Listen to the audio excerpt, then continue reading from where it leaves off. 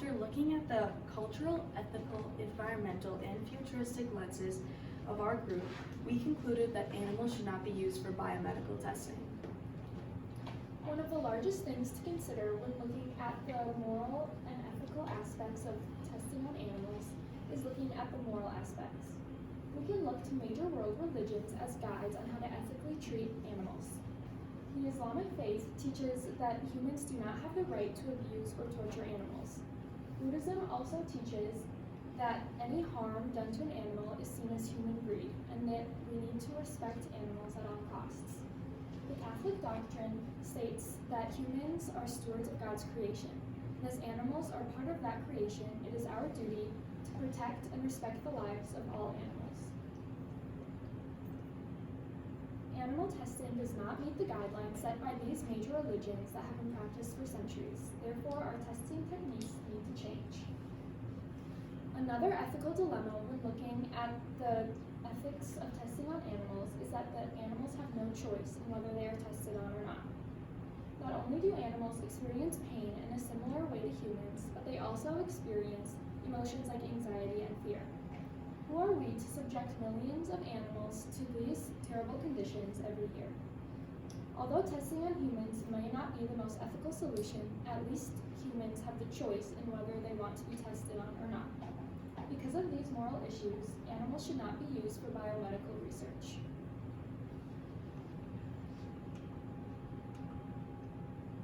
If someone were to say the words to you, animal testing, what would first come to mind? Animals, right? It's right there in the question. However, rarely do we think about the impacts that animal testing has on those beyond animals. Researchers, for example. A study done by a women's university in Korea looked into just that. Ewha University created a study where they gathered a group of researchers, both those who tested on animals and those who did not, and compared their anxiety levels when completing these actions using the STAI scale, also known as a State Trait Anxiety Inventory Scale.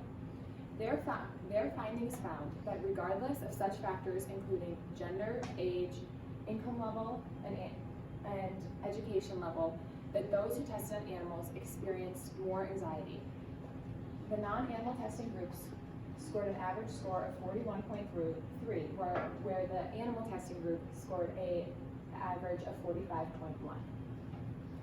This data ultimately tends to lead to those who test on animals to have higher levels of job stress and anxiety overall, and negatively impact their overall well-being. This was just one way I was able to look through the social and cultural lens to see the negative impacts animal testing has on not only the millions of animals a year that are used on biomedical research, but also the humans involved. Animal testing is also shown to have a harmful effect on the environment due to its energy consumption, waste production, and the effect it has on our air and water supply. Labs are needed to power lights, air conditioning, heat lamps, and air exchange systems to prevent the spread of disease and to create a sustainable living environment for the animals. These facilities are shown to use 10 times more energy than an average office. And in a world where overconsumption of energy is already a problem, this only adds to the list of contributing factors. There's also a surplus of toxic waste produced like syringes, gauze, and dead animal carcasses. It is hard to dispose of these supplies in animals due to their exposure to hazardous chemicals. 3 common ways of disposal are landfill disposal, incineration, and rendering. Incineration, the most common method of disposal, releases toxic chemicals like mercury into the atmosphere. A study done shows that a toxic level of particulate matter is found 60 meters away from all incarceration sites. This is a problem to wildlife in that area and is also a problem for surrounding bodies of water due to the fact that runoff can contaminate that water. This contaminated water and air pollution does not only have negative effects on the environment, but also negatively affects humans.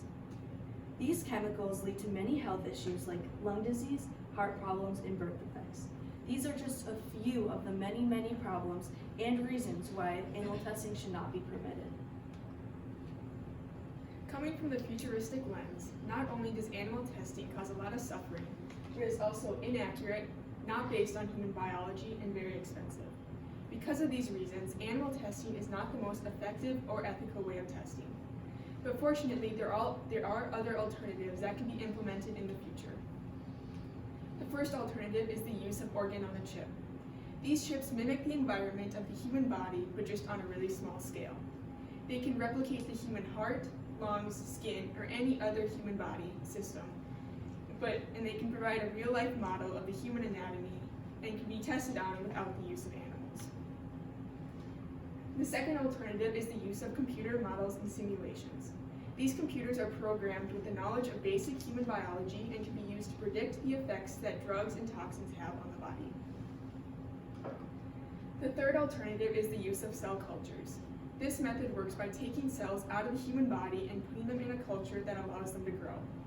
They can even grow cells into fully developed organs and then use those organs to test on. This method provides an alternative that does not include taking entire organs out of humans or animals. The final alternative is the use of alternative animals, specifically microorganisms like yeast. This method can still provide helpful information to scientists, but does not have the ethical issues that are involved with testing on mammals like rats or mice, or bunnies. Because of the negative effects that animal testing has on the society, environment, and because of the moral issues concerned with it, our group has come to the conclusion that animal testing practices are wrong and should not be continued in the future.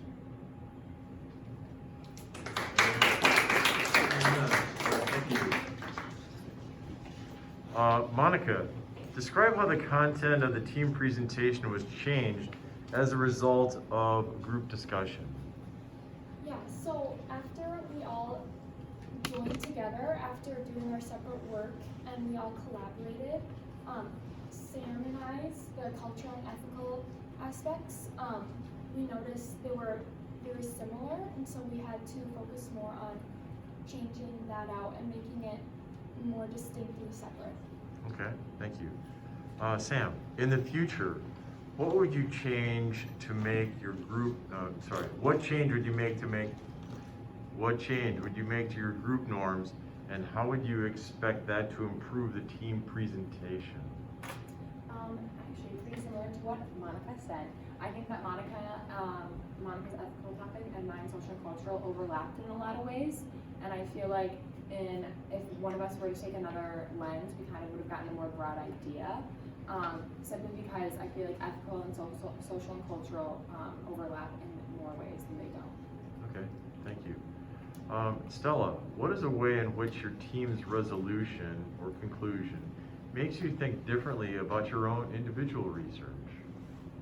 Yeah, so at first I was kind of like on the fence about whether or not animal testing should be used, but I think based on everybody else's lenses, it kind of our conclusion kind of showed proof that animal testing not only doesn't work, but is also very unethical. So I think, yeah, so all of their lenses kind of helped me move to the side of not using animal testing. Okay, thank you. Stella, what is a way in which your team's resolution or conclusion makes you think differently about your own individual research? Juliet. Sorry, Juliet. I'm looking at. Again. No. Yeah. Shoot. Which question? I asked you that question. Okay. In what way? Sorry, Juliet. My bad. I'm looking at names here, and I haven't You're written. good. You're good. No. In what way did you improve your ability to work with a group as a result of this project, Juliet? So I just think that we worked better when we were in a group. Like, we were more on task, and I feel like working in a group held me more accountable. So like when our first draft of the paper was due, I kind of like crammed it, to be honest. But then as like we started working together more, they kind of like held me accountable, and I just I felt a sense of like responsibility to the group. So it just kind of like helped me stay on track. Okay. Thank you. Another round of